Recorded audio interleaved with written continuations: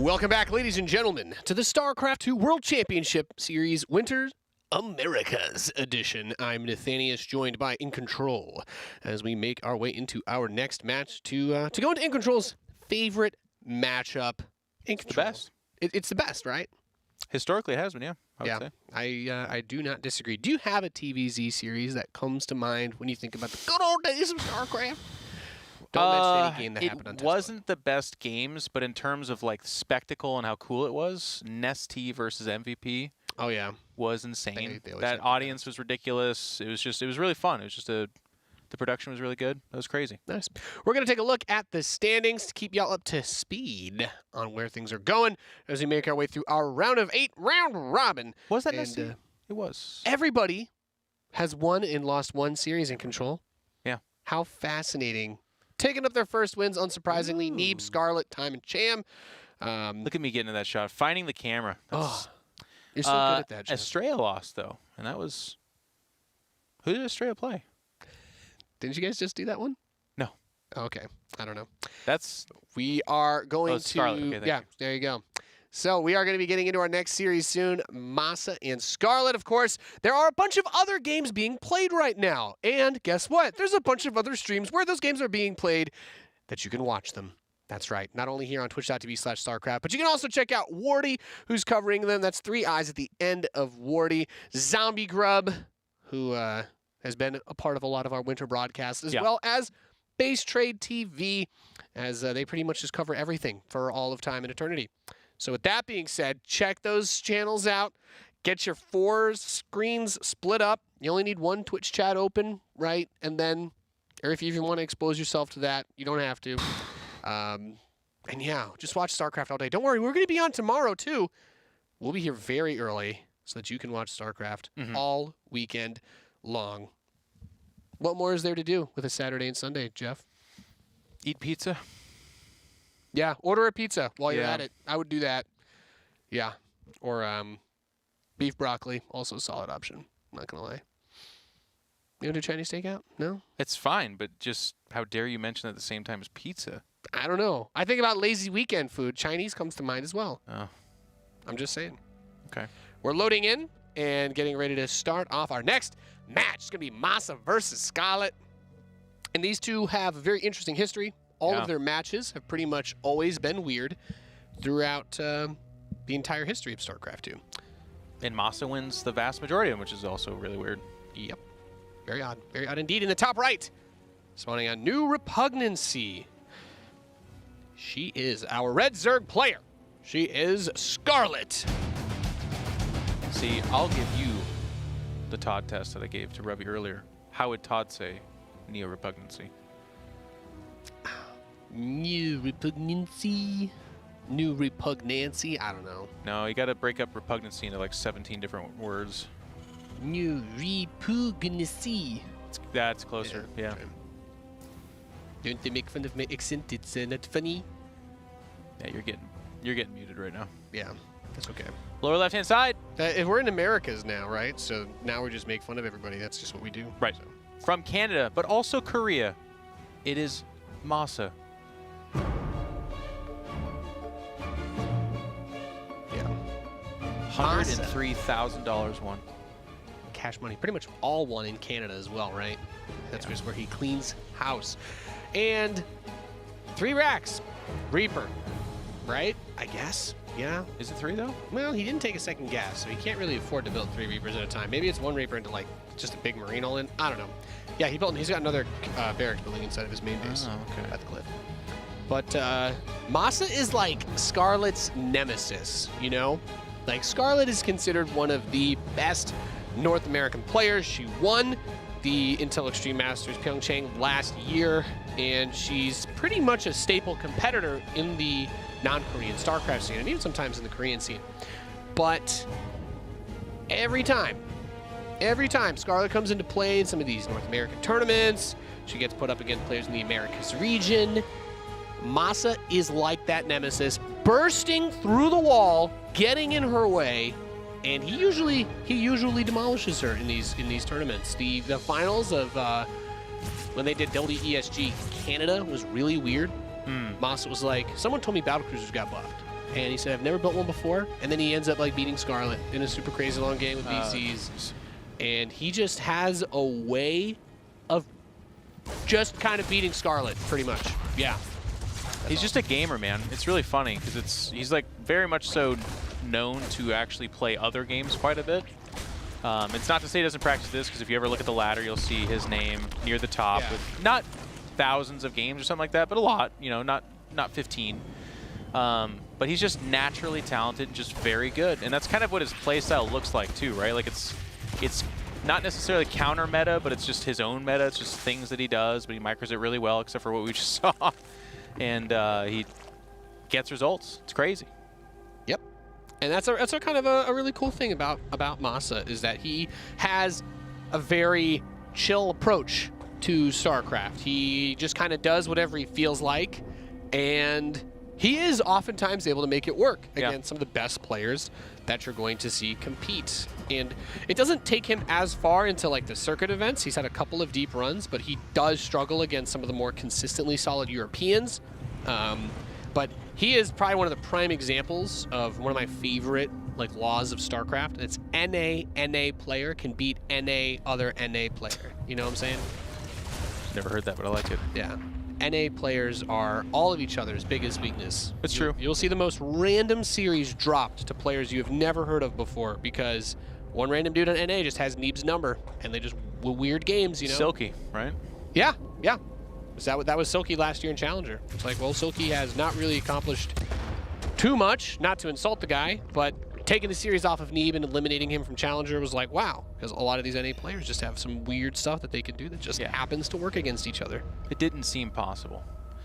And this is weird too. MaSa is still adding more Reapers. I think it was just one more. Now he's switching, but Nate would have been quick to point this out in a less action-packed TvZ, but all the add-ons are going to have to go to the left of those buildings. He's got one inside the main. Yeah. I wonder if he lifts them up and just like adds depots. No, that would take too much time. I feel like MaSa wouldn't want to play. MaSa's not here to play games with sim cities and walls. He's got a third command center, so this is not his singular strategy, but just look how weird this is. This is not what people are doing.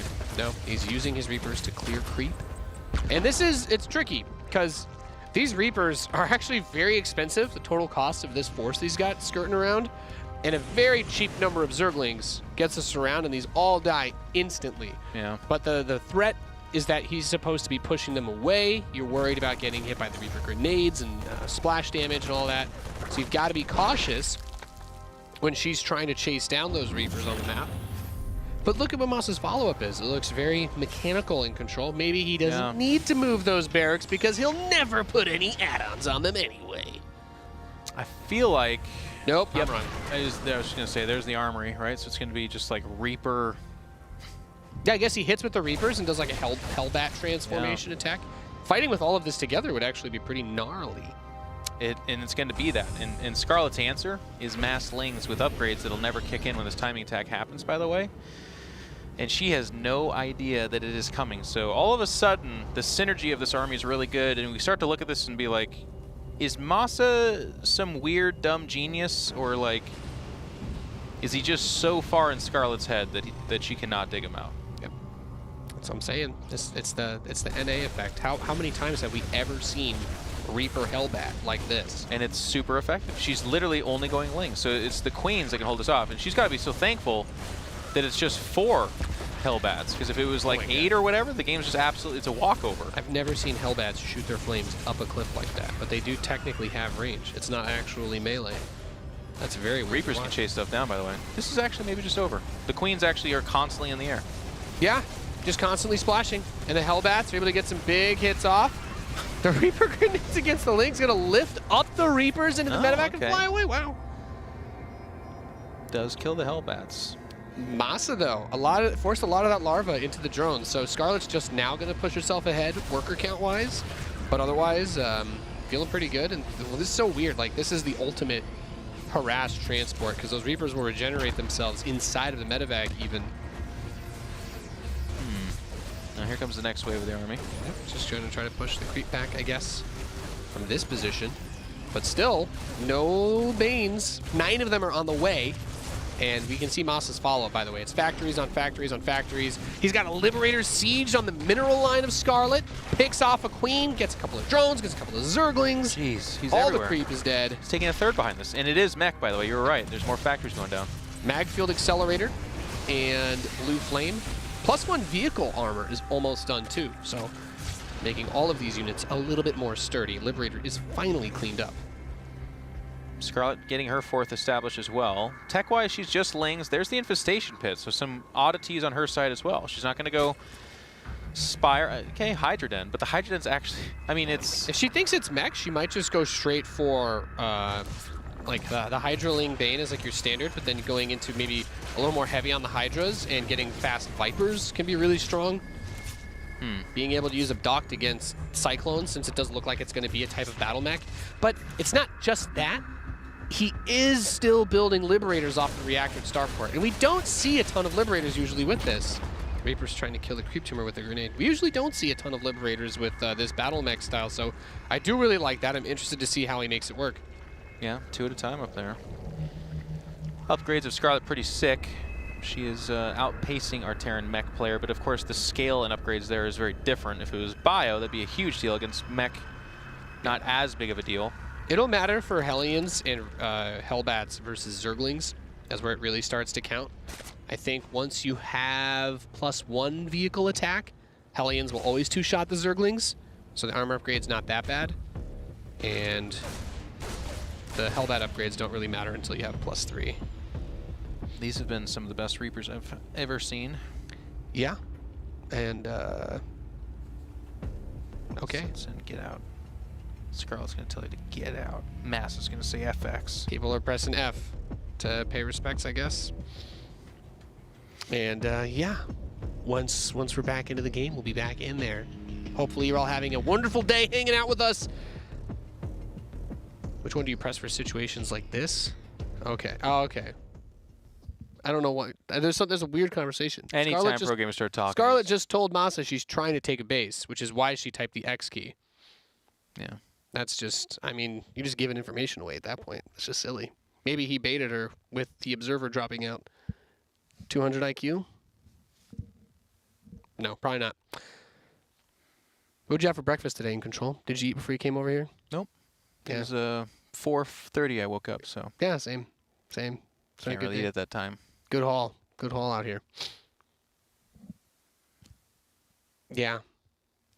So Scarlett says, what is this meme build? Today's only meme games. And MaSa says, yes, NA. We got to entertain the viewers. My man, he knows what's up. I love, though, I was going to say this earlier, but whenever MaSa, like, cheeses Scarlett, I am always looking for a reaction for her, because she cheeses everybody else. Yep. So it's like, I'm like, you can't honestly get upset. She doesn't, to her credit. She doesn't really, like, she'll say stuff to her friends and whatnot, but... And Scarlett's like, I have no idea who's winning, to be honest. MaSa's like, what's your upgrades? She says, 2-2, I think. And he's like, okay, you're winning. It's great. Yeah, but it's always funny. She is the ultimate cheeser, but when she gets cheese, she's like, man, meme builds today? It's like, yeah, Scarlett, been meme builds for you for about 8 years now. I think I can vote. Okay, there you go. We're back in. It was me. Everybody had to vote, I guess. All right, the game is back on. And that's weird. I've never had to be the final vote, Jeff. Nice. Neither is Florida. Get it? They did, though. I didn't bring my soundboard with me. I can't play the air horns. So the Hellion Cyclone harass with the Reapers, by the way. Yeah, it's just 3 Cyclones. Yeah. It's a really weird army. Building multiple factories behind this as well, so increasing the production and 2 more command centers. MaSa just wants that money, money, money, money, money. I always think that's the scariest form of mech, especially battle mech, if you can overexpand. Yep. Because if you get map control like this and you're constantly forcing the Zerg player to stay at home, and then this situation right now becomes a big one, see? Oh goodness, those Zerglings with just like 1 health, that's that upgrade difference right there. Every single Zergling in red would have been dead if MaSa had his +1 attack by now. And that is enough of a difference to kill everything. The Liberator play behind this, though. But Scarlett is on 85 workers, so go ahead and kill like a half dozen more, and she's actually still fantastically Now the equipped. Vipers come out. Now the Vipers come out, and because like this army composition is really fun to attack with, but Cyclone Hellion is probably one of the worst defensive compositions in the game. Yeah. It's very, very hard to stop big pushes. Your units are really big, and in order for them to lock on, they got to get close, and then the Vipers will just start to pluck away at your Cyclones. So we have a Fusion Core and another Starport being added. Let's see what MaSa can do. This Liberator Harass looking strong, though. Picks off that base on the east side.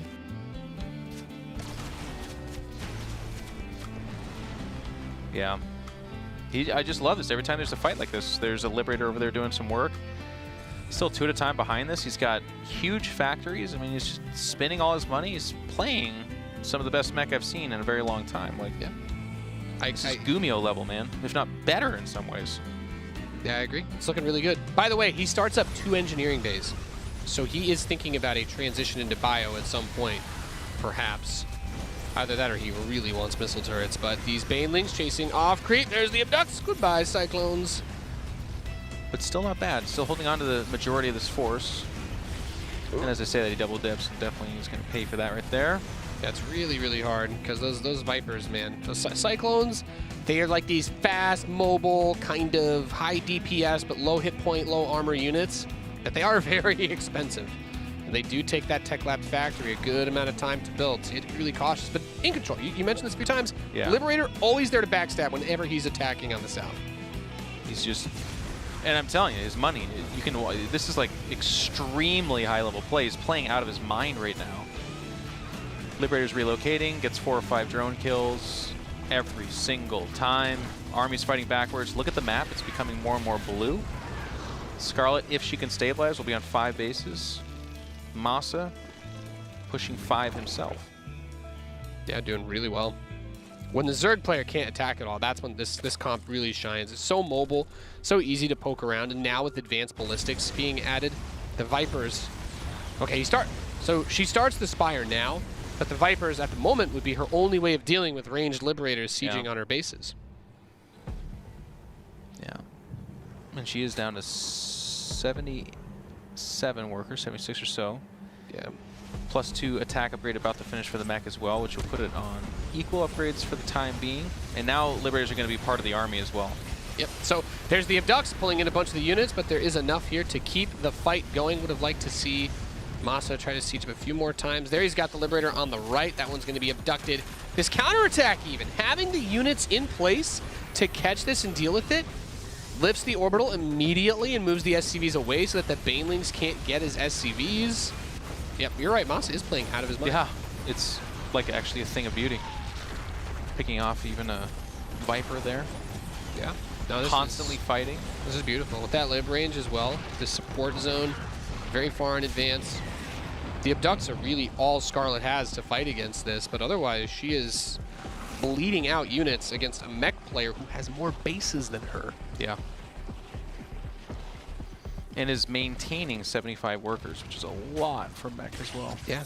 Well, I guess the thing is MaSa's trading so much that the worker count doesn't hurt him as much as it would normally hurt like a bio player. Because he's like, well, if I'm just constantly throwing units away, but I have more bases, then it's fine for me to have these SCVs. Plus, worst case scenario, Banelings blow up 30 of your workers, and you're like, I'm actually still at the ideal number. No, you just made my army even bigger. Yep. It's criminal he's getting away with an orbital over there. That's why Scarlett's finally taking advantage of that with these lings. You know what, though? I think that orbital, if he had a planetary there earlier, I think the Banelings might have just blown it up, too, as well. So, like, there's still some genius behind that choice as well, that he's saying, if I get counterattacked, I'm going to just lift it, not lose the base, maybe lose the workers, and it's no sweat off my back. Yep. And we did just see 3 Vipers dying. More being made, and there's the Greater Spire. But MaSa's got himself here. Now, the transition is going to have to start happening fairly soon as that Greater Spire does finish. You're going to want to start seeing Thors in. I mean, the nice thing about this is that he's already in position to start making Vikings if he wants to go that route as well. Which I always think you should, by the way, against Vipers. It always bothers me when people don't make Vikings against Vipers. I hate Vikings against Vipers. I love it. I do like your suggestion of Thors, though. Thors are extremely good, especially since they outrange Broodlords now. That is That +1 was huge, man. criminally good. Plus, Oh, it doesn't reach again. ugh. Oh, Yeah, flew away. the Viper's range to cast its abilities, I think Abduct is 9 or 10 range. So Thors can shoot them, technically, before they get into range to abduct them. Mm. If you have a few, you can pop them off. Even another starport being added. I think that's the 3rd starport. Yep, MaSa has just had some really good control over this game. Another counterattack going towards the north side. This base is not done or transformed, so MaSa may have to cancel that planetary and lift it up. Brings the Hellions over. Only thing I think that might be missing in this game is, yeah, there's no transformation servos, which I would like to this see. fight, though. Great Blinding Cloud. Yeah, the Hellions, though. So many Hydras went down there. It's a trade, right? But pretty good trade for MaSa, I think.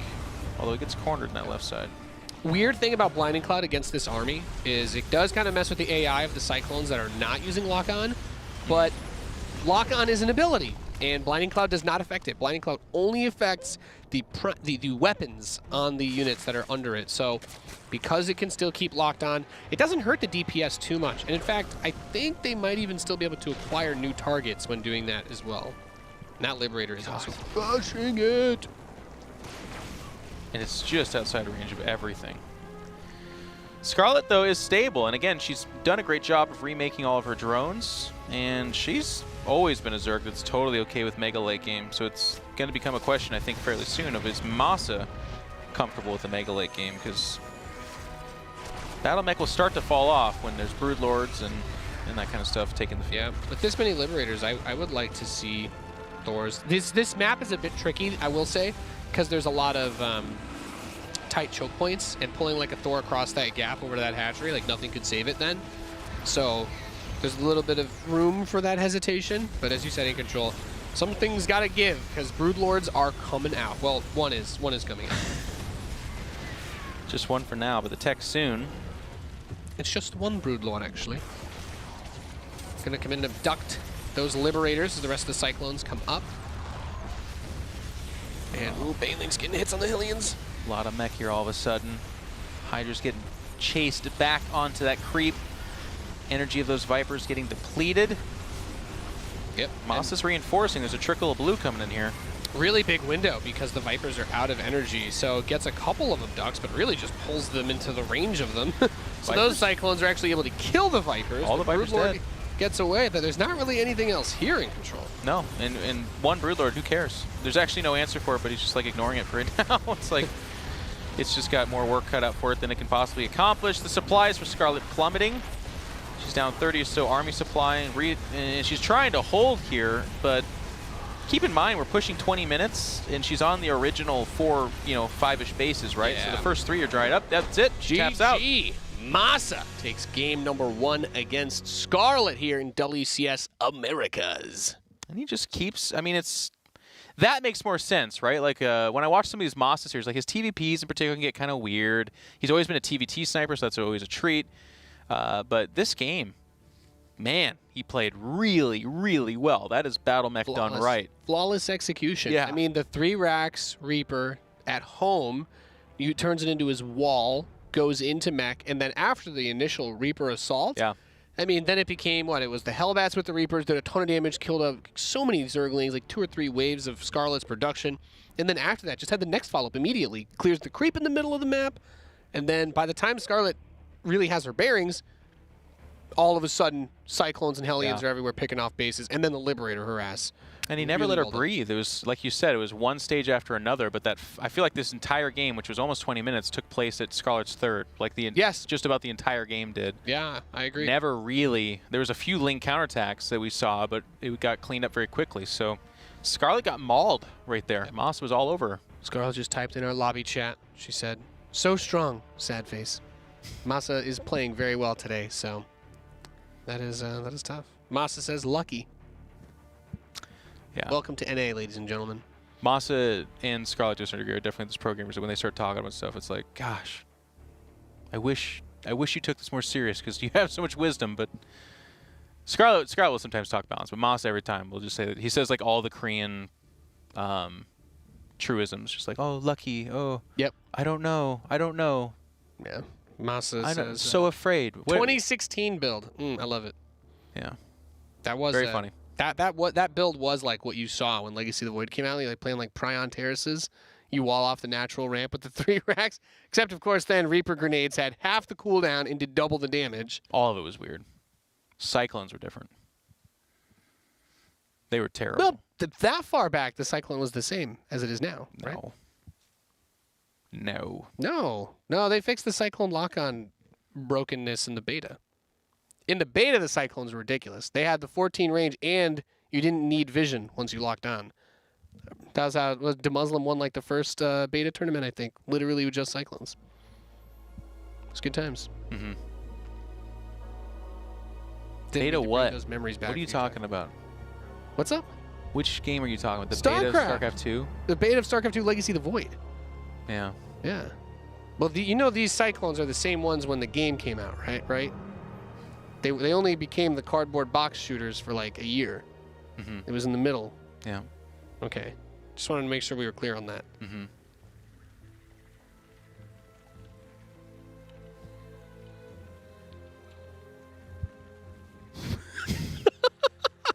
In the top left, or excuse me, the bottom right. Grand champion, man. There's no question. No, well, I'm not here to play Caster Chicken. In the bottom right, we have the red Zerg player. She is trailing 0-1 in this best of 3. She is Scarlett. Artosis thinks he's good. He has no idea. I think Artosis talks at the start of GSL games all the time. I don't know why he thinks he's good at that. Yeah. Tasteless, I can actually see him not caring. He's like, yes, I will sit here and not speak for the first 10 minutes of this game if I have to, until the GG. Nick is surprisingly anxious about that stuff. He would not. Is he, though? Dan beats him in Caster Chicken for sure. But the advantage there is that Nick has studied multiple subjects in college, whereas Dan has more of a kind of simpleton approach to life and does not know better. Interesting. So it's harder for Nick because he's seeing things in like 6D chess, you know what I'm saying? But oh, right. He can see like more than the 3 dimensions. he sees like shades of colors and he hears sounds that like basically only a dog can hear. And Dan, on the other hand, is like whatever is in front of him, that is exactly what it is. Yeah. It's like when the dog sees the owner leave the room and he thinks that the owner is just gone from the face of the earth. It's a different universe. Yeah. And speaking of alternate universes, in the top left, we have the blue Terran player. He is MaSa. I want one day to sit down all of the production figureheads of StarCraft, and I want to take them to a UFC fight. I'm going to go to Bruce Buffer and say, before every round of this fight, I want us to do a segment where we break down what it means if one player wins, how much money they win, and then also I want you to introduce them with your like 5-minute terrible Bruce Buffer speech each round. 11 rounds. In the right-hand corner. I can't actually do it because it's like trademarked. But people in the audience will be like, what's going on? You already introduced them. The StarCraft people will be like, this finally makes sense. I had no idea. Yeah. He's doing the same thing again, by the way. Just Reapers and... Heck yeah, man. If it ain't broke, don't fix it. You know? Today's the day of the Nidus and Reapers, I guess. This Reaper model is really funny, by the way. The arms are comical. Yeah, the Special Forces skins Moss has been rocking. These guys are supposed to have big guns, but they're just the same as all the other ones. Yeah, they just do the same damage. Yeah. Which, Nate, an old proverb says it's not the size that matters, how you use it. Yeah. It's very, very appropriate. Yes. These Reapers look bigger than normal, but they are just as effective as regular Just as Reapers. effective as yours and as mine. Yeah. And I think it's important that our StarCraft audience hears that and knows that. And it's okay for them to look different. You know? It is. Gets the drone and that cancel, which to me is astounding. That is a huge pickup. It's kind of, I mean, it was always going to happen though, right? When the Mass Reapers start showing up. Yeah, you can't. Never not going to lose that. Can't get a fast third against it. Loses 2 Reapers for a Queen. I don't know how I feel about that. And is that the? No, that's the first CC. But the function of the Reapers is that it's very much a snowball effect. If you start to lose 1 or 2, usually the rest of them all die pretty fast because you just get overwhelmed. And then the reverse is opposite as well because they have Reverse is true, excuse me, because the Reapers regenerate over time. So if they can pick stuff off without dying, then all of a sudden you just end up destroying your opponent very easily. Do you think a Zerg has ever transfused a creep tumor? Yes. Think about that for a second. How much energy is it to lay down a creep tumor? 25. How much energy is it transfuse? 50. I think it's more. You're telling me you've seen it happen? It's more of an obscene gesture type move. It's like, oh, That's you really what I'm want that creep tumor. Yeah, but a Zerg would only do it to try and spite a Terran player who was going to kill it. They would literally, what is the saying? Cut their nose to spite them, or? Yeah. There's like, cut your nose to spite you. Because you could lay down 2 creep tumors, but they just transfuse it because they're like, no, that one stays. Yeah. It's all about, you're like hoping to make the Terran like try to get it again, I guess, and then they throw their units away. No. There's certainly viable I know that mind you're trying to make this make sense, but it doesn't. 2 Vikings, by the way. Yeah. It's gotta just be 2 Vikings, though, right? Do not tell me there's going to be a 3rd and 4th. This could be the Viking Hellion build. What? That's a thing? Yeah, actually, we did see this. Someone did this in, what was it? Was it WCS? I haven't cast StarCraft. It's probably since then, really, right? I don't think this happened anywhere else. Oh my gerb. MaSa might have done it too. It's a rough build, but rough is an RUFF, by the way. Oh yeah, RUFF, yeah. But yeah, someone did this. I think I cast the game with Fear Dragon, if I recall correctly. So I've only seen it once this year. Would Scarlett know? Probably not. Scarlett's probably just as confused as we are. So you do hunt with the Vikings, because an Overlord just died on MaSa's side of the map. So that's not the secret here. I think the real shock, I guess, is supposed to be when you just roll up with 6 of them. What are you looking at here, Observer? There we go. I mean, you can also land them to try and kill drones, which is, I would say, less effective. But with the armory, I'm just guessing it's like Hellbat, Viking. You do land them, right? Reaper. Yeah, for sure. Not to kill drones, though. I mean, I hear what you're saying. You could do that in the meantime, but in this fight that's coming, it's going to be Hellbats and landed Vikings. Yeah, they're going to soak pretty well against the Banelings if they can get the connections off, because that's going to be the big kicker. And the factories are on the way behind this, too. Do Vikings beat a Queen 101? No. Does a Battlecruiser beat a Queen 101? It's close, isn't it? Yeah, it's pretty close. 4 factories being added. So all the production is getting set up behind this. And MaSa is just trying to do that thing where he keeps this game on Scarlett's side of the field. Yeah. And the attack never came. I was expecting some big timing attack. I mean, I guess he still could do it, but yeah. I kind of think not. Like, he scouts Baneling, so he's like, oh, okay, without Medivacs, I would just get Banelinged on creep and die. Yeah, no, everything would die. So let's go ahead and bail out of this. And I love that from him. That's a really subtle thing that we don't talk a lot about. He definitely was muscling up for some form of a timing attack, but scouted that Scarlett was in a pretty good position to defend it. Yeah. And instead of just doing it anyways, like, I don't know, Hero would do. He's had the armory for like a minute and a half, too, and he's only just started the upgrade, so yeah. I completely agree with you. He was looking to do some sort of attack, but instead now he's just going to bring it back to the game that we had previously. Liberator harassing, and then the Hellions, the Reapers, eventually Cyclones putting on the pressure against these Queens. Yep, just to occupy their attention. Unfortunately for MaSa, it works against him here as that... Oh my god, I spoke too soon. I was going to say, I thought that Liberator was just going to hover over the Spore and die, but it gets away. That's like a weird thing. Is like sometimes you leave the Liberator there even when the Spore is coming, because you just assume the Zerg is probably going to right-click drones to go back, because they're like, oh yeah, he's going to unsiege for the Spore. But if you don't unsiege, you're like, what? Yeah, and those Vikings are still they were trying to shark around, find some purchase. I love it. If you look around the map, it's obviously barren of Overlords. They have to be back at home. And I think he was even thinking about landing, but he's not putting it all on these aggressive moves, which is not what I would think of MaSa, but he's doing it. It's great. Yep. And MaSa also got his second armory a lot faster this game, so he's going to be going into +1 pretty quickly. The upgrade shouldn't hurt him too much, although Scarlett has done a great job of getting her attack upgrades for her Zerglings. Her +2 is almost ready. Yeah, her upgrades are great. I'm not sure how relevant it'll be if there's not a fight anytime soon, because MaSa is going to just try and keep Scarlett from ever leaving her half of the map.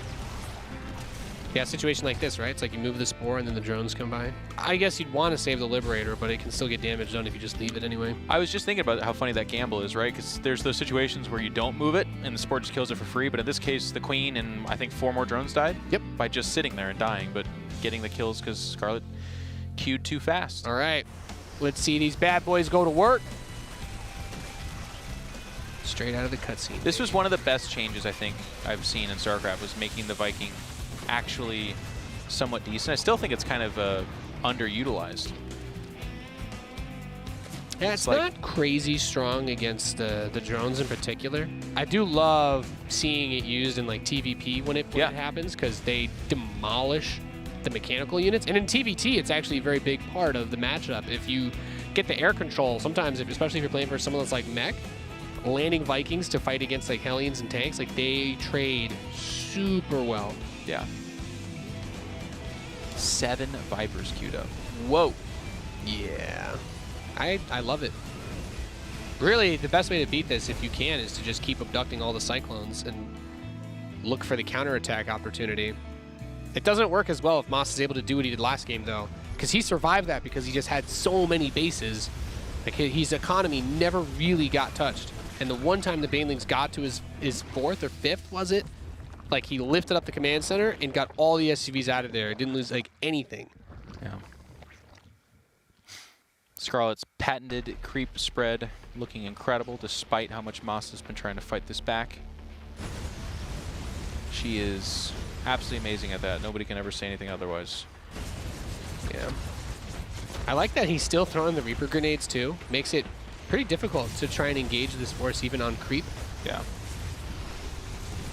It's not something that we ever really talk about much in StarCraft, but there is some utility to be had with a few Reapers in your army in this stage of the game. Of course, it's just very hard to micro that on top of the other things that you're trying to do. And we see these Vipers start to come into play, grabbing the Cyclones. What if you could do an upgrade where mechanical units explode when they die and it hurts enemy units? I don't see any reason why that's not already in the game. Yeah. In fact, how many machines do we know of that just blow up without an explosion? Is that like normal? I guess stuff can just kind of like fall apart. Battle mech resupplying pretty quickly over here, catching a cordon of Hydras and trading mostly for Hellions. That's the hidden strength of this, is you see Cyclones constantly dying. You're like, wow, that's got to be really bad, right? Well, when you're making 5 at a time, 2 cycles and you have a full army again. Yep. And as long as MaSa keeps taking bases in between these attacks, which he is doing, he's got that northern expansion secured at the moment, he'll be fine. You do trade a lot more than like a typical mech style does. So it's a common misconception that some people will make. They'll be like, oh yeah, well, you know, mech is all about cost efficiency. Cyclone Hellion is very much so about trading, but you establish the map dominance. You kind of like suffocate your opponent the way that he did in the last game versus Scarlett, where she was just not able to get up any peripheral expansions, and she was eventually just bled out on resources. But like in a lot of these types of games, the resources lost is much closer than you would see in like a normal mech game where a Terran player especially gets ahead. Yeah. Because in fact, MaSa's actually still behind like 2,000 resources at the moment. He's not ahead in what's been lost, but he's still been able to assert some dominance in this game to a degree. Not as much as in the last game, but it's just the nature of this style. And the Liberator Harass is still going, by the way. He's already got the advanced ballistics upgrade for them as well. Yep. Scarlett always healthy in workers, but it's just kind of one of those things where if she slips for a second, it's going to be real bad. And also, with that upgrade now, the Spore Crawlers aren't actually an answer. Need Corruptors. You have to use Corruptors to hit those. At the same time, MaSa still attacking the front. He's got the Liberators. The Cyclones are locking on. As long as he doesn't let the creep reach his base, basically, so that Scarlett can't do a huge push with all these Hydras and probably the Queens, he's okay. One thing that can be said, his bases have not been attacked. Scarlett has not gotten like a run by or anything going on. Yeah. This will be your best shot. It's a more fortified position. The Liberator's getting dislodged and murdered, and that's the army going down pretty gracefully, I would say. Yeah, and that's definitely not the best one that he's had as far as these trades go. MaSa's down 4,000, 5,000 now actually in resources lost as the Liberators get cleaned up. He's got 5 Liberators coming out, more Cyclones, more Hellions, starts up 3-3 for his mech units. Needs to secure another base. That looked funny. I mean, I know it's battle mech, but man. Yeah. Well, and that's the thing is Cyclones are really expensive. It's when the Terran becomes a Zerg. Yeah. It's very funny, the dynamic that it takes on, because you have this very mobile army that has a little bit more maneuverability than Bio in some ways, just because of how fast the Hellions are, and you don't need to do things like stim and such. But it's very fragile, very, very fragile units.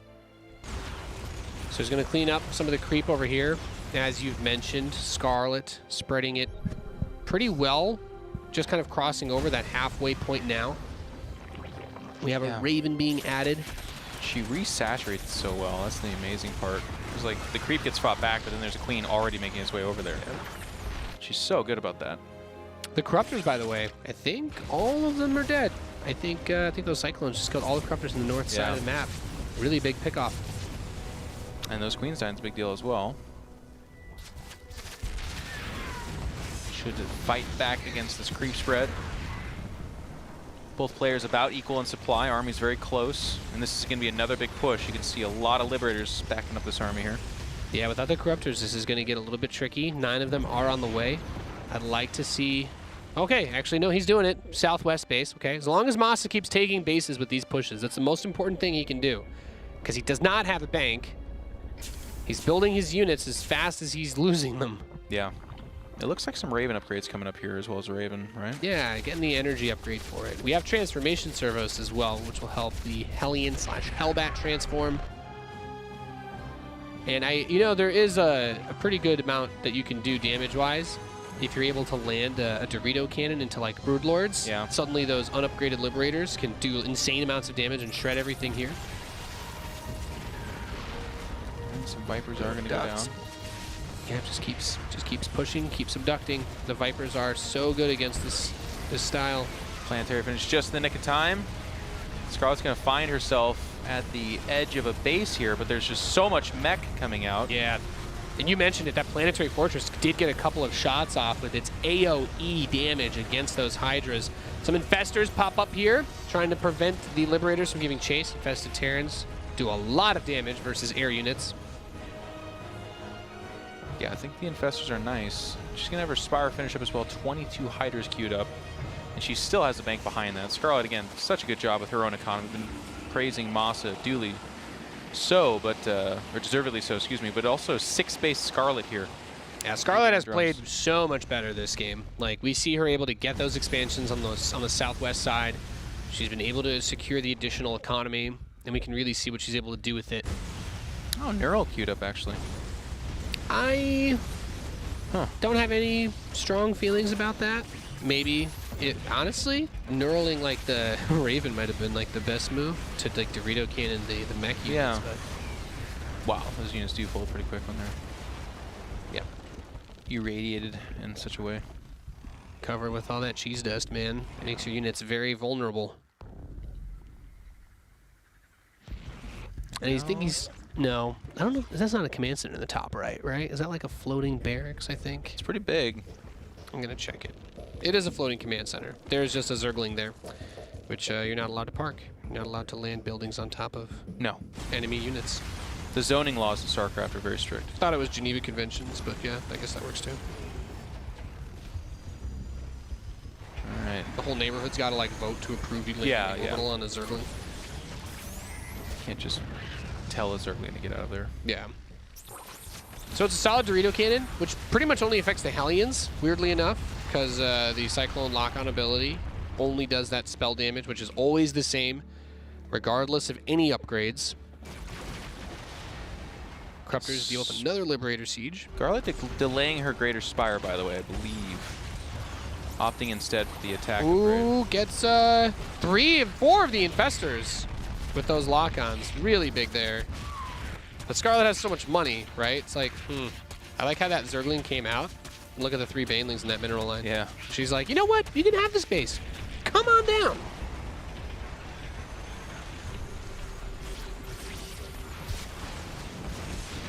Well, Scarlett able to hold the money for right now. MaSa's got to kind of push back. He's got to find something. Oh my god, don't do it. He's gonna drop all the meals right on the paintings. Okay. Not as bad as I thought it would be. Does he? Oh, yeah, oh, he's the missile turret. Yeah, I was How gonna say. about that? Okay, that makes more sense. Also, he hacks probably, right? Yeah. Comes out. The Vipers are ready to go again. Abduct 2, 3, 4, 5 of the Cyclones. And a few more may die in this head-to-head direct combat. Gets another Dorito cannon on them, but that's not really doing a whole lot for you right now. More infestors showing up. Now Scarlett's taking some pretty good fights here, I think. Yeah, she's got enough money to trade with this army. Like 5K, 4K. Yeah. And transitioning into battle cruisers against this army? Nope, nope, don't like it. No. It's not even, it's like 8. Oh, it is 2 battle cruisers, never mind. It is weird. Yeah, plus at some point, if he's going to build BCs, he's going to want to get Yamato, which you need to start very quickly these days because it takes about 5 years to research. Salty, Nate? Yeah, well, I can't build battle cruisers anymore, man. I was one of 4 people doing it. The Liberators are all going to get abducted in. The infested Terrans blowing them to smithereens. I think with full upgrades, the rocket launcher is like 17 damage a hit. Yeah. And it shoots at about the same speed as an unstimmed Marine. A little bit slower, a little bit more slowly. Scarlett pushing 8 bases. We're in it for the long haul. Yep. Very interested to see what these battle cruisers do. The counter to them is already on the field. Vipers can cancel Yamato. You can't teleport while you're being Yamatoed. Neural Parasite, you can teleport the BC into the Hydras. Fungal, they can't teleport away. There's a lot of tools here to deal with this. And now with the Broodlords coming out, I don't know. It's not looking all that good in control. Would have liked to see Thors. Attempt on the Thors. Maybe. Yeah. There's the battle cruiser. There's the battle cruiser. Subduct that. Teleport away. But then, okay, well, 6 supply doing nothing. Well, planetary is a good point to fall back on. You don't have tanks, so you're not splash damaging yourself, which is nice. But you don't have anything that can really kill this. Assuming that you clear everything else out, the battle cruisers can kill the Broodlords. Yamato will one-tap them. But that's about as much as you can ask for. The Corruptors and the Infestors, 8 more Infestors coming out, and the Vipers, all can deal with them very well. Maybe try to do like a backstab with the BCs to pull the army away. I don't even think that would work because Scarlett has too much vision. Like, there's nowhere these BCs could go around the edge that Scarlett wouldn't see. She has overlords everywhere. Yep, she's the all-seeing eye. I don't know. I don't know what to do here. I like the Liberators, but there needed to be a little bit of something else to anchor this. She might be able to just push right here. The Broodlords, unless those Valkyries can get on top of them, there's just not enough. And every time they... on the infested Terrans, too. They die for free. Yep, all the battle cruisers are dead. Looks like we're going to game number 3. MaSa with the scan on the right side. Yep, he's like, you're on 9 bases. I think it's over. Yep, yep. And duly so. Painful game there. MaSa did his very successful game 1 strategy. Changed his mind about the first follow-up attack with the Hellbats. Scarlett was much better prepared for it than she was on New Repugnancy. And I think that had a huge impact on it because for MaSa, it was all about the momentum in that first game. It was just one attack led to another. The third attack stopped all the creep. And then after that, it was just like constant multi-prong harass. Yeah. And as you pointed out so brilliantly, Scarlett doesn't take that damage and her creep spread just erupts all over the map. Very, very good play, though. It was that's how you handle that battle mech the entire time. Because it's yes, Scarlett played better this time, but it's not like MaSa fell off either. I thought he actually played pretty well as well. Got decent damage to those Reapers and transitioned just nicely. But it just Scarlett was like, oh, okay, I'm gonna just not let this get out of hand. And you can kind of see the subtle difference too. When Scarlett lost her third in that last game, that seemed to be just enough to tip it in MaSa's favor, where he was winning a few more of those fights. Yeah. This time around, her economy was never really touched, despite the best efforts of those Liberators. And when I say really touched, I mean impactfully. It was constantly. She must have lost like 50 drones that game, but She was always replenishing them in a timely fashion. She was never in like a bad economic spot, right? Like the Reapers lead the third, but that's about it. Anyway, we do have some updated scores for you as we get ready to go into map number 3 here. Here's the other games that are going on in our round robin. As you can see, MaSa's won 1. Cham and Time also tied up 1-1. Another good TvZ going on. Neeb defeats Estrella, and Puck defeats Probe in control. Yeah.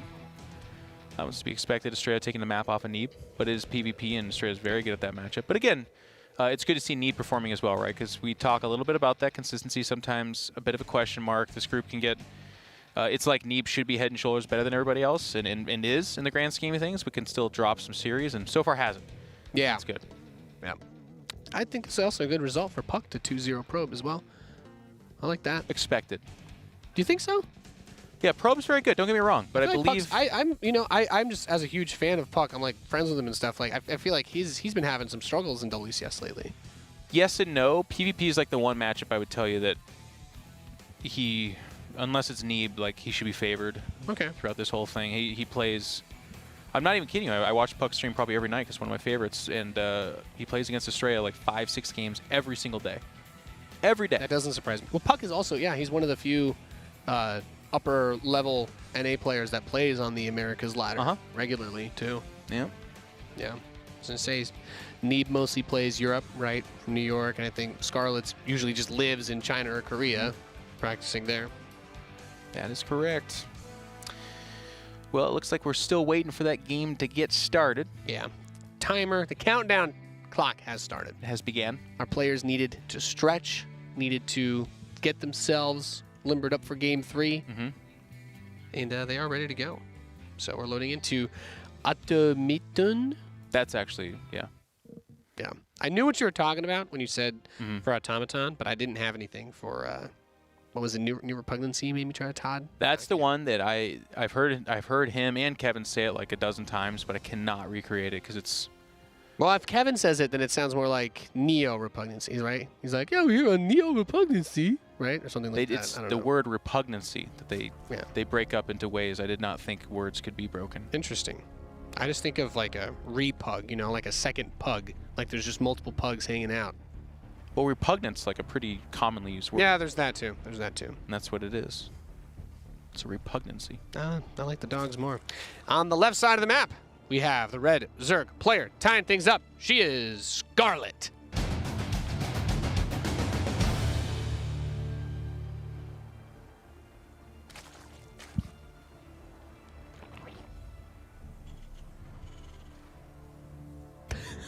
I can't do it without laughing, and then I have to say something. On the right side, the blue Terran player.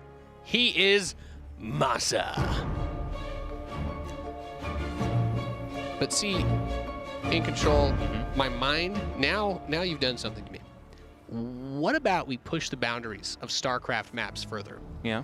What if a StarCraft map, you can make it a small map if it needs to be, but you SpongeBob it, where suddenly the game units are all really small, and the game is being played on like the back of a golden retriever or something, you know? Okay. Like the map is just like a golden field of fur with, you know, like there's some joints and whatnot. So you've got some like your high ground elevation and all that sort of stuff. Are you feeling me? And then instead of like this space background, that's the unpathable terrain, it's just like a park that it's like walking around on and stuff. Nate, we had a map that took place underwater.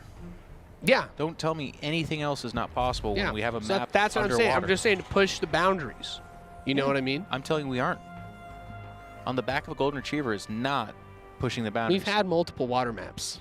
Underwater. We've had multiple underwater maps. Think about how stupid that is. Yeah. All the weapons working, all the walking, everything. It just it makes no sense at all. You're not wrong. That's what I'm saying, you know? That's what I'm waiting for. How about a map that's just a giant battlecruiser? Like the whole game takes place on top of like the Hyperion or something. There are maps like that.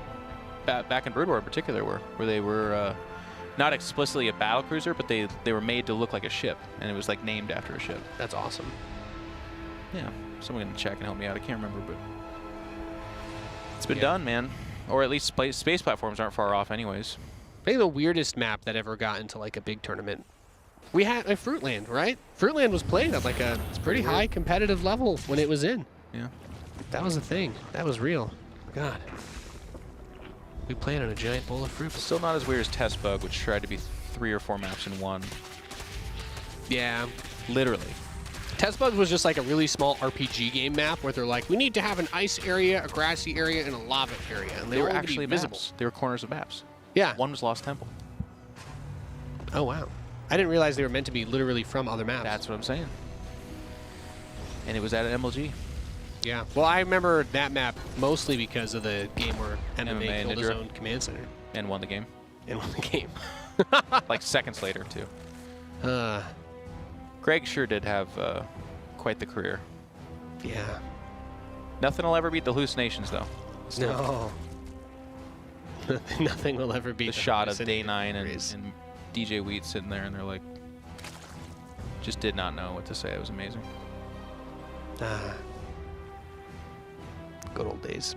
Well, MaSa's not doing the normal weird stuff that he's been doing, so that's nice.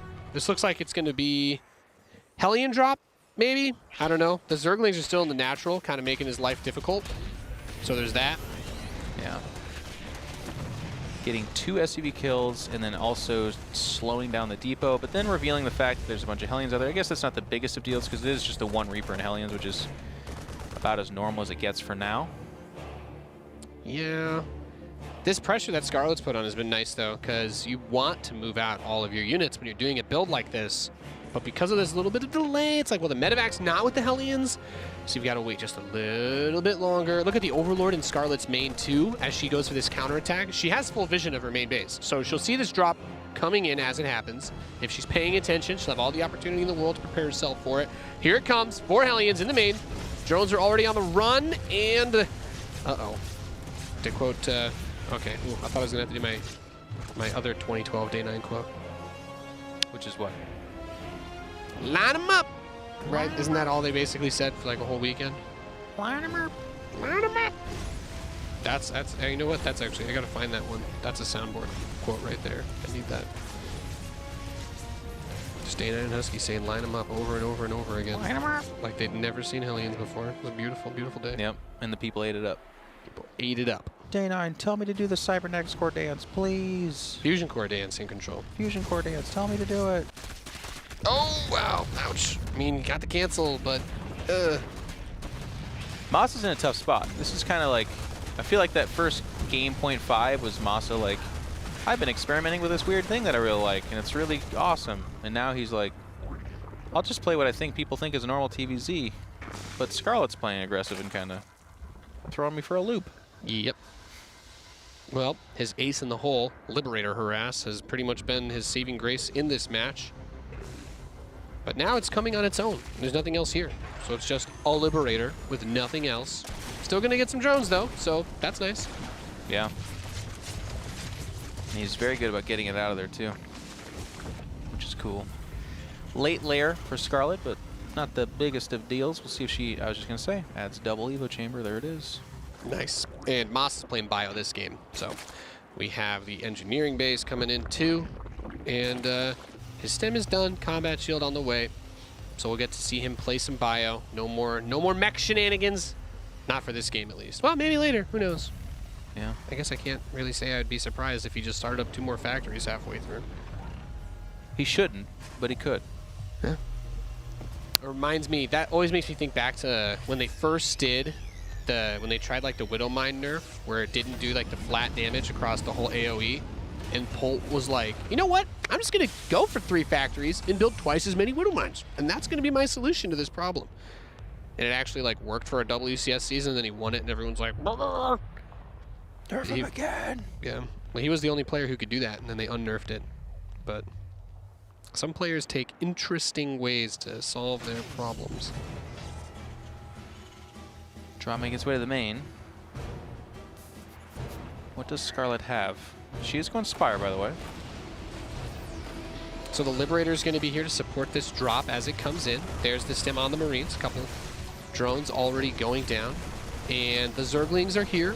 But a good anchor point for MaSa to fall back on with that Liberator if he can get back over there. Spinecrawler's going to come up and might need to load up soon and get out of there. Actually, leaving that Liberator there ends up working well, too. Gets a few more drones on the way out. Yeah. And now Army's looking pretty good for MaSa. Man, you know, you pointed this out last game, Jeff, and she always has drones, no matter how many die. Yeah. It's like, look back, 71 workers. Actually, 6 more about to pop. Like, Sasha's been doing a really good job with controlling her economy despite the non-stop attacks. And it doesn't even necessarily feel like she's being super greedy either. It doesn't like, you know when some Zergs like have 4 queens, 6 Zerglings, but then 85 drones, you're like, this guy's ridiculous. Scarlett's like walking the line pretty darn well. Yep. It's drones and lings at the same time. MaSa gets another drop back inside, chunks an Overlord, and flies away. Mutalisks are going to be coming out now. And we have 1-1 done for Scarlett. So really the only thing here was her upgrades were late this game, but MaSa has never actually moved for his 2-2. Oh, by the way, is that an armor upgrade from Mech there? Yep. Well, I mean, it's for the mines, right? Cool. I mean, you say that like that's a normal thing, right? People don't do that. Don't they? Going for armor upgrades in TvZ when you're playing Bio, I think, is normal. For mech. Because it affects the mines, medevacs, eventually if you have to get Thors or Vikings. I don't know. I don't think it's that unusual. Well, it's not unusual to be in love with somebody, Nate. That is true. That's very true in Good Control. song. Yeah. Sometimes I don't want to close my eyes, you know? I don't want to fall asleep. Because then I'd miss my games of StarCraft, Jeff. And I don't want to miss a game. Now, the Meta's got to do some damage here. The other nice advantage of being on this side of the map as much as MaSa is when the Meta show up, get a shot of the main. Missile turret. No harass for you, friend. No siree. Drilling class. In Control. What year is it? Is it 2015 all over again? Widow mines are burrowing against Mutalisks, and Banelings and Zerglings are rushing to Marines without Hydras. How many lings just died? Can we get a post-apocalyptic shot of like Tasteless on like one of those Mad Max vehicles out in the desert? Because I feel like that's how I feel when I see Biomine versus Slingbane Muta. Ooh, I like this, by the way. You don't need the gas. Nope. Probably needs a missile turret or two. Yeah, this base is this is what makes me this map really nice for Terran here. Because obviously it'd be weird to like warp a Nexus there. I could see a hatch being there, but for like Terran, it's like, yeah, no, just put the command center there and then move it later if you ever need to. No big deal. Yep. And a few cheeky Widowmine spots here also. Really, really nice. Boost away. Fly over the mines. Oh my Debated. god. Oh, no! Oh, that could have been way worse, but Still okay. Yeah, that one was. Scarlett is Ouch. down 20 or 30 supply. Took some massive shots there. She has no ability to attack into this third, I don't think. Nope. MaSa's getting a Thor too. He's gonna get that to anchor everything down, push the Mutas back. He needs, her upgrades are starting a little bit fast. That's the amazing, look at that. Hive tech kicking in. She's in a rough spot, but Ling magic maybe? Maybe. It could happen. Once Adrenal Glands comes up, like all sorts of weird things can go down. The Thor is going to be a very powerful deterrent for the Mutalisks though, so we will have to see Sasha go into something else. A few Mutas get grabbed there for free too. Ouch. Mutas Another die, a lot of creep dying. And the Lings want to give pursuit, but this is such a big bioforce, the Mutas cannot even jump on this. Yep, and the Muta count's been thinned so much, so there's no trying to snipe the medevacs if MaSa just loads up and flies across. Maybe get one. Maybe. Nope. Not even that. He's so good about defending on the other side of these walls. MaSa is putting together, it looks like, potentially another win here against Scarlett, which I think will continue to shock people, probably Scarlett as well. Yep. Really, really well done so far this game by MaSa. I mean, everything's looking really, really good. He's dealt with everything extremely well, made his transitions very smoothly, and against this comp, like, I still love it. Just keep building the Widow Mines, because they're good against everything in this situation. As long as you're not splashing yourself, which is really the only fear. Oh my god, all those babies chunked out. Tank goes down, but the Marines are still alive in the back. She's counterattacking with Mutas, but who cares? Like the second a Thor steps out or whatever. Yeah. Looks like it won't, but even There's just not this is enough. Yeah, there's not enough Mutas here to clean up like a whole wave from these racks, so she's forced to fly away. No repair on the turret. A little bit sloppy back home now for MaSa. Yeah. It's got a bit awkward, but Just doesn't matter. no. So this army's going to come push into this entrenched position. We got the bio in the back. Plenty of Widow Mines. Oh, These Marines will be able to get God. away, but so much dying to the mines. Well, One medevac trying to get out. fourth base died behind this. Did the sloppiness of MaSa hurt him too bad? This counterattack needs to do a lot for Scarlett. Look how she's magically on 80 drones, by the way. Still. Yep. Well, the worker count was the only thing for her that was never in doubt, right? Man. So MaSa moves back over. Actually, that attack's kind of good for him because it made him put his workers back where they needed to be. 30 SCVs on the 6 gold mineral patch. This is no The Widow bueno. Mines. Go to the Widow Mines. Go to the Widow Mines. Pow, pow. Meh. I mean, A little underwhelming. not super amazing, but they just shouldn't have been there, right? Yeah. And Ultralisk speed is on the way. And I definitely count Scarlett out, by the way. She's still in this for sure. In fact, at this stage, it looks like she's ahead. Just the never remaking the workers for MaSa. Yeah. He's not out either. It's a great game, but I went from Scarlett's dead to, well, I think she's ahead, actually. I agree. I feel like MaSa could have taken another base like a while ago as well. Because it's like, yeah, he's got the fourth. Like, yeah, you're kind of, it's like a fake fourth. You got those gold minerals mining because you don't really need the gas. But at the same time, it's like, well, there are other normal bases, like that topside one that he could have tried to take. It's very Ultra's caught him a little tough. bit off guard, but now there's going to be Infestors too. So I feel like that composition against a mostly Marine army is... And there's like not really many medevacs, right? I only see one medevac on this army. Most of these guys are still her from the last time they stimmed. And MaSa's one of the original overstimmers too. I'm gonna kill you with my army at 50% health. Let's go.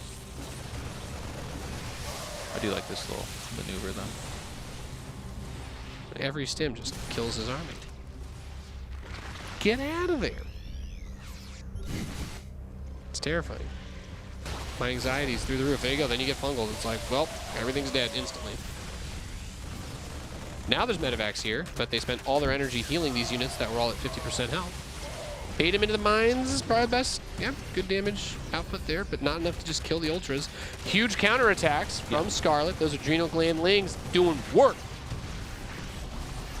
Now giving chase, but off creep, so Okay, actually yeah. the ultras are... I love that little like zeal effect behind the ultras when they get that anabolic synthesis upgrade. Like, look at me, there's contrails behind me, I'm going so fast. Ultralisks.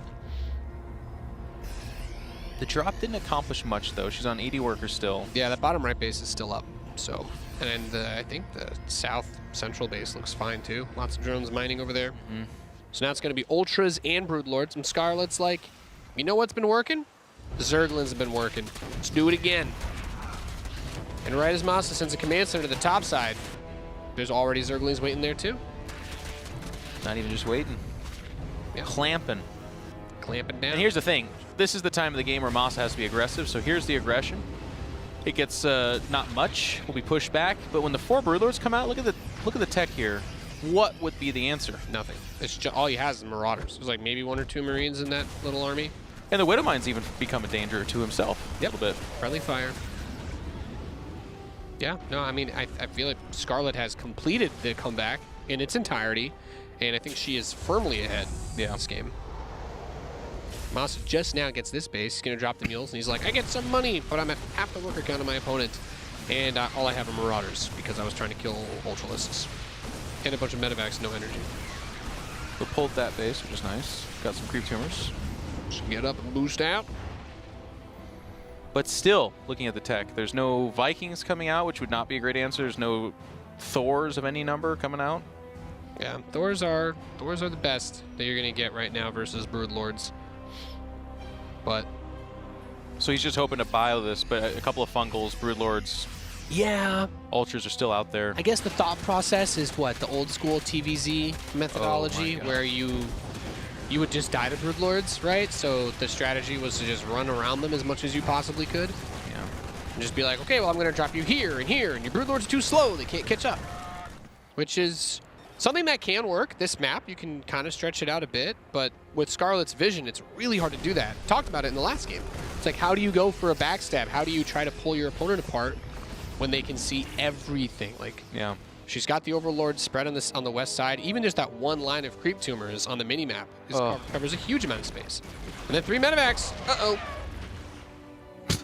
You going nowhere. Go ahead and land there. Oh, God. And that's just it. The Broodlords hold this off. The drops get chased down. MaSa's going to tap out. Not bad, but still super bad. Yeah. Okay, this is the best drop, and it's going to kill the like one a that queen got or two. away. And a queen almost dies. It doesn't. Up, up. Oh my God, that transfusion. Does it? Okay, he gets the queen. He gets a queen. Nice. And yeah, everything's dead. Now these Marines might be able to get this base. I don't know if the Broodlords are in range. They are. So the hatch goes down.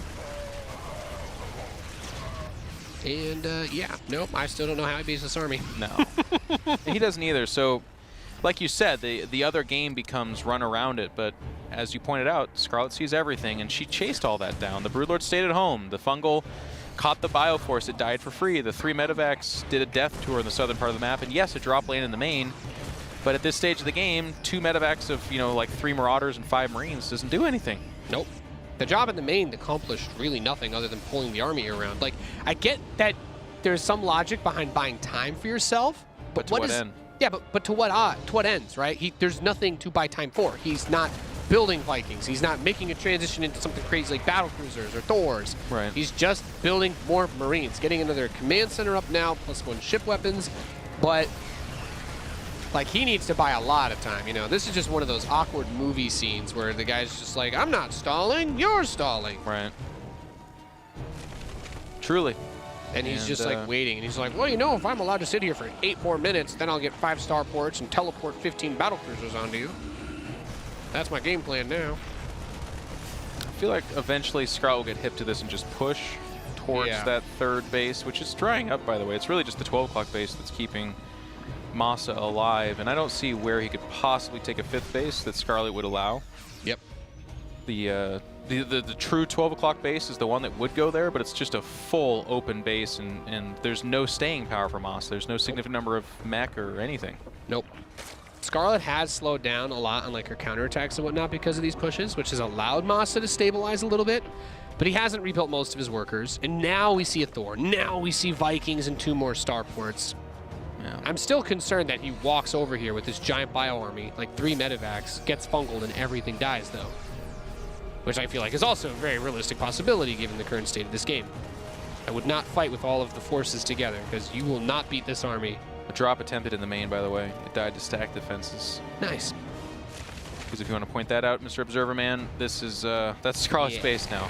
He's like, let me just make sure you don't counter drop me, and then I will push across. She's managed to max out on good units, right? And she's built a little bit of a bank. So battening down the hatches is not a bad move for our Canadian Zerg player, as she just tries to make it so that she can cross the map without getting into like a very awkward base trade. Pretty much what you're trying to avoid right now. Because you don't want to get caught with all your Broodlords outside the enemy base, and then all of a sudden this maxed out bio army is able to deal with your like 10 Banelings, and suddenly everything falls apart. So that's the hard part here for Scarlett. The Infestors. Oh, no. Yep, they're dead. Well, yeah. No medevacs. The no medevac gang. There's just one over here, too. Yeah. I mean, it's fun to do drops, but, well, then Vikings never win in these numbers. GG, No. Scarlett takes the series, a very, very long series here at the World Championship Series, Vinta Americas edition. And, wow, how about that? I feel like we just went on a journey right here in Control. And it was a comeback. I thought MaSa had a great position earlier in the game. It's just kind of a funny ending because MaSa was dead for like a good 6 minutes. Yep. So it stops feeling like a comeback and more feels like a MaSa get out of the game. But it was really well done by Scarlett to claw her way back into that. And then she played it correct too. Like at that time, it's easy for us to be like, Scarlett, just end the game. But actually, once you get back into a decider game like that against an opponent like MaSa, who is very dangerous, but also someone, I mean, even though she hasn't historically, she should beat MaSa. She's Right. She is the best in this group next to Neeb. Make sure you get the win, and she did that. Yeah, Great job. So well done there.